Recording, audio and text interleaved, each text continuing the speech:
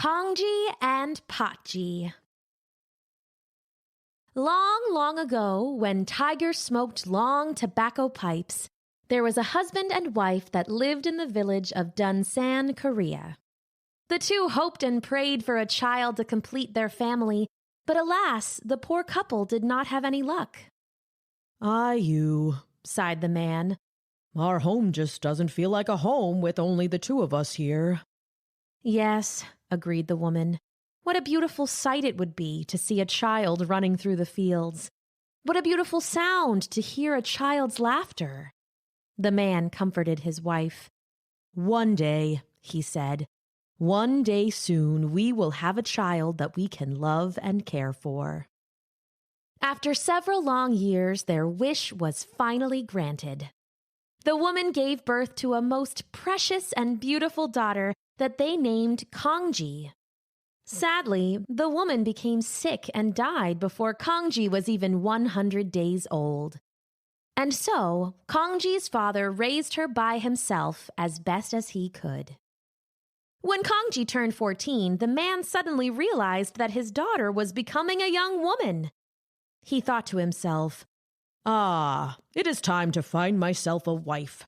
My daughter needs a mother who can teach her to become a proper young maiden." And so he married an old widow who also had a daughter named Patji. In addition to giving Kongji a mother, the man hoped that through the marriage, Patji could be a playmate for Kongji, and that the two could grow up together as sisters. What Kongji's father did not know, however, was that as pretty and well-mannered as the widow and Patji were on the outside, they were ugly and small-minded on the inside. The two secretly hated Kongji, being jealous of her kindness and beauty inside and out that made her popular with so many of their neighbors and friends.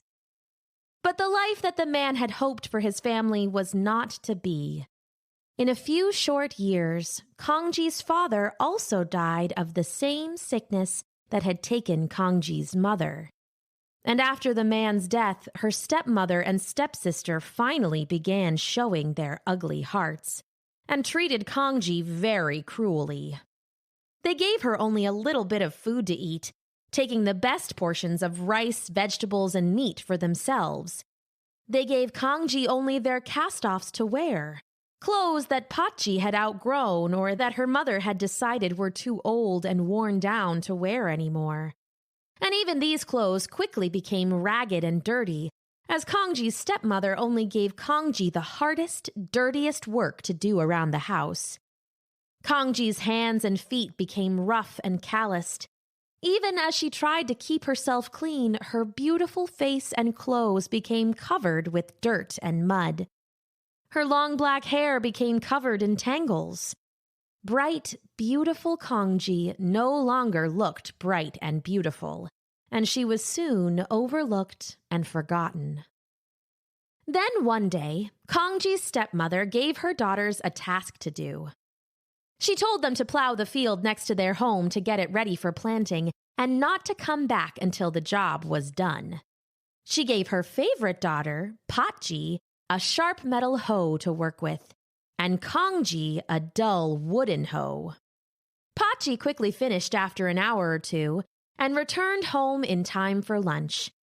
But try as she might, Kongji's wooden hoe would not break into the hard dirt of the field.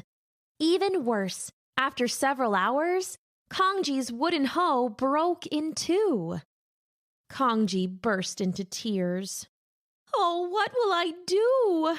My stepmother will be so angry with me," Kongji cried out as she wept.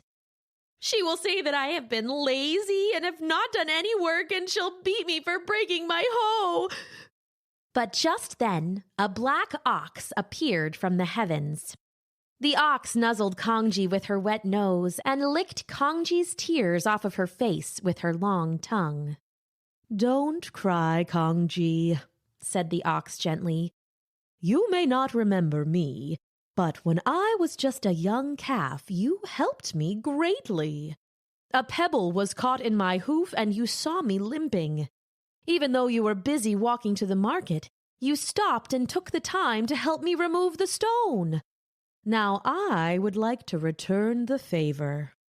The ox showed Kongji a plow that was hidden in the tall grass, and Kongji helped the ox put it on. Then, the ox easily plowed the field in Kongji's place. After the job was done, the ox gave Kongji a basket full of juicy, delicious apples. "This is my gift to you," she said. "Please take it with my thanks for helping me so many years ago." Kongji smiled and bowed respectfully to the ox, thanking her for her help. Then she ran home with the basket of apples. When Kongji showed the ox's gift to her stepmother, however, she looked very angry. "You stole these," her stepmother said accusingly.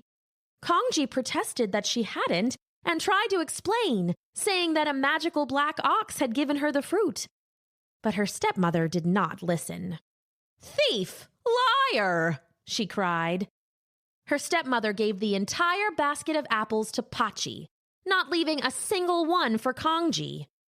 Then she sent Kongji to bed without any supper. The next day, Kongji's stepmother gave Kongji another impossible task to complete. While she and Patji went off to buy some new clothes and trinkets in town, Kongji was to fill an enormous pot with water. "Finish filling this pot with water before we return," ordered Kongji's stepmother. "We'll need it to cook rice for dinner." Kongji looked down at the pot and noticed that it had a large crack the size of a fist at the bottom. "But how will I be able to fill this pot?" Kongji asked anxiously. "This hole here will let all the water spill out." But her stepmother only waved a hand dismissively. "Oh, you'll find a way. Or else," she said coldly. And with that, her stepmother and Patji flounced out the front door. At first, Kongji did the best she could, running from the well and back to fill the huge pot with buckets of water. But no matter how hard she tried or how fast she ran, the water leaked out from the crack at the bottom until every precious drop was gone.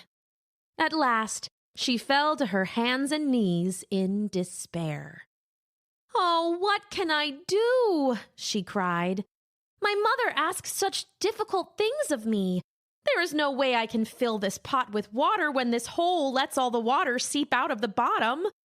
But just then, a toad appeared. "Well, hello, Kongji," it croaked. "Cheer up, I'm here to help." Kongji looked at the toad in surprise. "Listen to me, Kongji," the toad said. "Years ago, you helped me greatly. There was a terrible storm, and my children and I were swept into the river. Even though it was raining and you were running home to avoid getting wet, you stopped to help us. You pulled my children and me out of the water, and you saved our lives. For this, I am forever grateful, and it is now my turn to return the favor." With that, the toad fit herself snugly into the crack at the bottom of the pot. Now, when Kongji filled the big pot with buckets of water, no water spilled out through the hole. When her stepmother returned, she was very upset to see Kongji taking a nap by the fire. "You lazy brat," she said. "I thought I told you to fill that pot with water." When Kongji showed her the pot, filled to the top with water, her stepmother was astonished. "But how did you?" She leaned in to look more closely at the pot's bottom. Just then, Patji screamed. "A toad!" she cried out. "A dirty, slimy toad at the bottom of the pot!" In anger, Kongji's stepmother overturned the pot, spilling all the water and all of Kongji's hard work into the dirt. "There's no way we can use this," she said nastily. "How can we make rice with this water when such a disgusting creature has touched it? You stupid, stupid girl." She yelled at Kongji and threw the toad out into the field. Now, around this time, a handsome and powerful magistrate had made an announcement to all the villagers that he was looking for a wife. There was a big festival and a dance to be given in his honor, and every maiden was asked to attend. Both Kongji and Patji were invited, but Kongji's stepmother felt nervous that Kongji's presence at the event would ruin Patji's chance to be noticed by the magistrate. That stupid girl will probably say or do something that would embarrass us all, she grumbled. And with how dirty and unkempt she is, she's not suitable for polite company, she told Patji with a sniff. Her daughter nodded in agreement. So on the day that they were all to leave together for the festival, Kongji's stepmother gave her a chore to do, the hardest and most impossible task of all. You can come to the festival, she told Kongji, after you finish all of your work. With great effort, she first dragged and then threw a giant burlap sack of rice at Kongji's feet. Ugh, hull all of this rice, every single grain, she ordered Kongji breathlessly. And don't be lazy about it. I'll be able to tell if even one rice husk is remaining. Kongji looked at the sack in despair, but knew better than to complain. She hung her head. Yes, Mother, Kongji responded. We'll see you at the dance when you're finished, her stepmother said imperiously. Patji hid a wicked smile with one hand and waved to Kongji with the other. See you soon, she said with a smirk.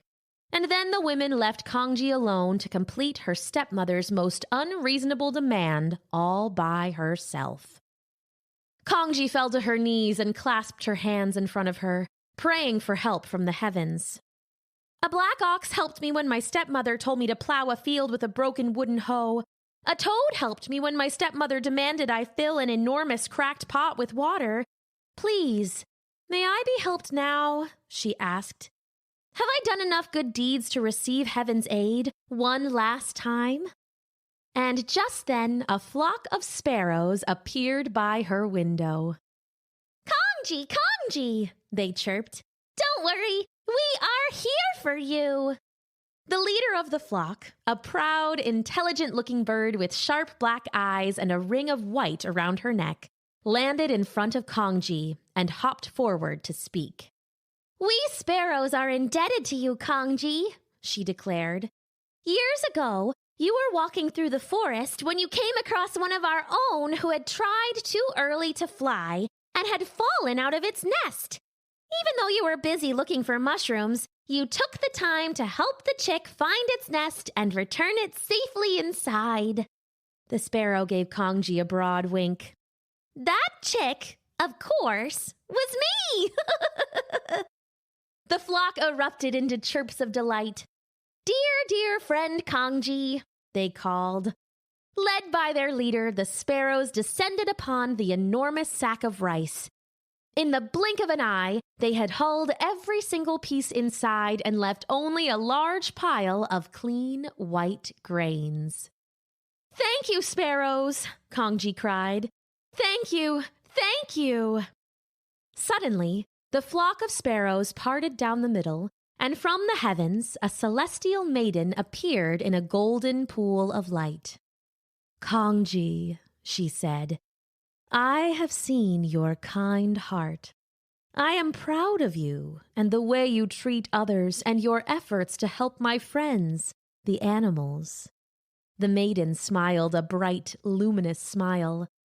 I would like to help you get ready for your event, she said, and from the folds of her robes she pulled out the most beautiful clothes that Kongji had ever seen.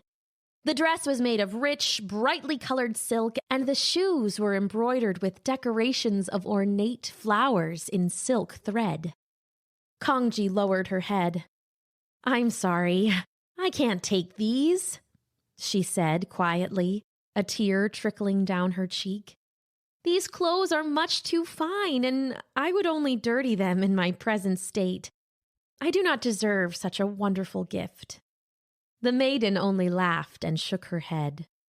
Oh, Kongji, the maiden said, how little you recognize your own impact on those around you.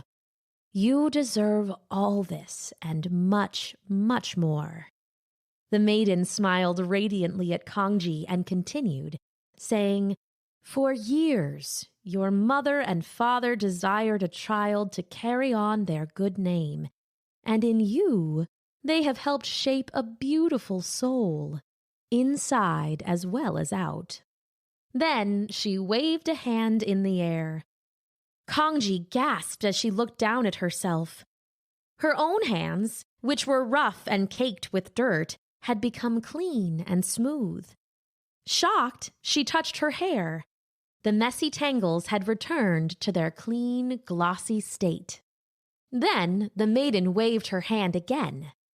This time, 4 men, strong, handsome, and well-dressed enough to carry a queen, appeared with a magnificent palanquin. "Hurry now," said the maiden to Kongji, a twinkle in her eye. "The men will be waiting to take you to the festival, and you don't want to be late."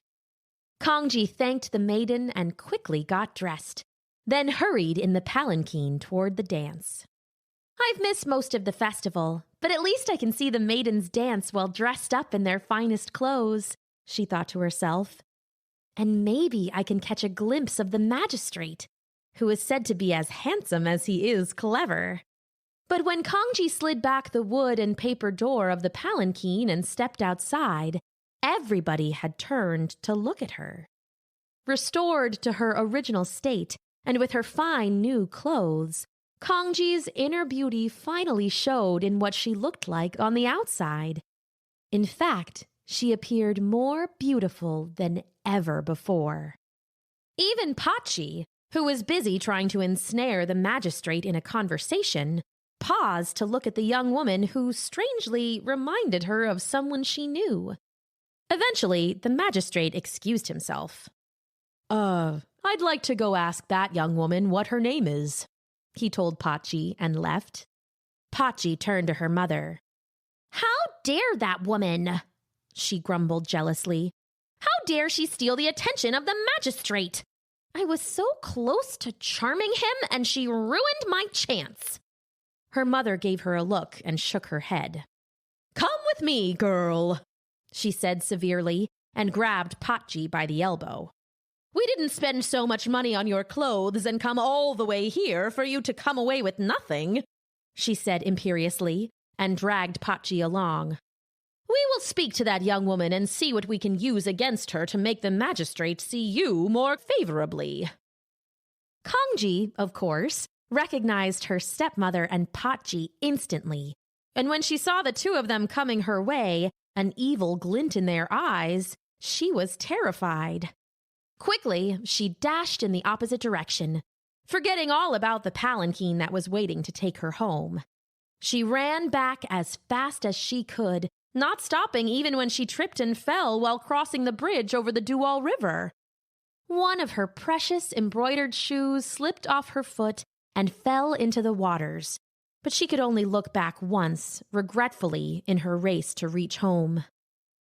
Meanwhile, the magistrate commanded his servants to look for Kongji, who had seemingly vanished into thin air, but all they could find was her lost shoe, which had floated to the shore.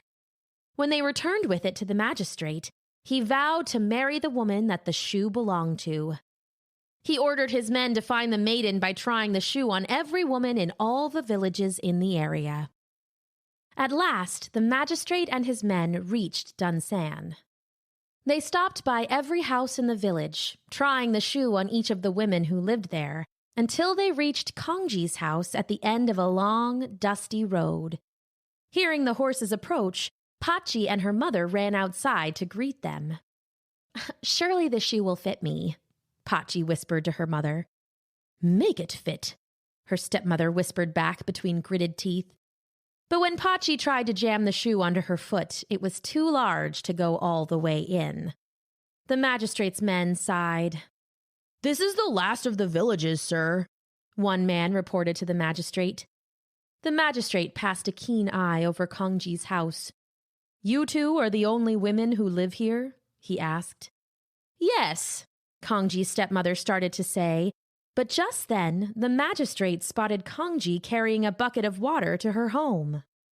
Before her stepmother could protest, he waved Kongji over to try on the shoe. Shyly, Kongji approached the magistrate and his men. "What is your name?" the magistrate asked kindly. "Kongji," she replied. "Please, Kongji, would you please try on the shoe?" he asked.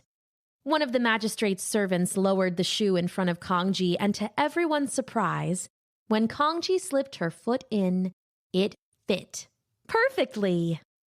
"But this woman is just my stepdaughter," Kongji's stepmother said. "Practically a servant. You see the way she looks and the type of work she does. There's no way that the magistrate could lower himself to marry someone of her status." "Yes!" Patji exclaimed. "And besides, just because the shoe fits does not mean that Kongji is the woman you are looking for." Kongji, however, turned and disappeared back inside of her house. When she returned, all those present gasped in amazement as she presented them with the fine clothes that the celestial maiden had given to her, as well as the other embroidered silk shoe. And so the magistrate finally found his wife, and Kongji finally had the chance to create a lovely family of her own. Patji and her mother, of course, gnashed their teeth horribly during the wedding ceremony, but the two could only look on as Kongji reached new heights that they themselves could never even hope to reach. From the heavens, the celestial maiden and all her animals sent their well wishes to the young woman who had so frequently helped others and given so much of her own heart, who possessed inner beauty as well as out. In abundance and happiness, Kongji and the magistrate lived happily ever after. The end.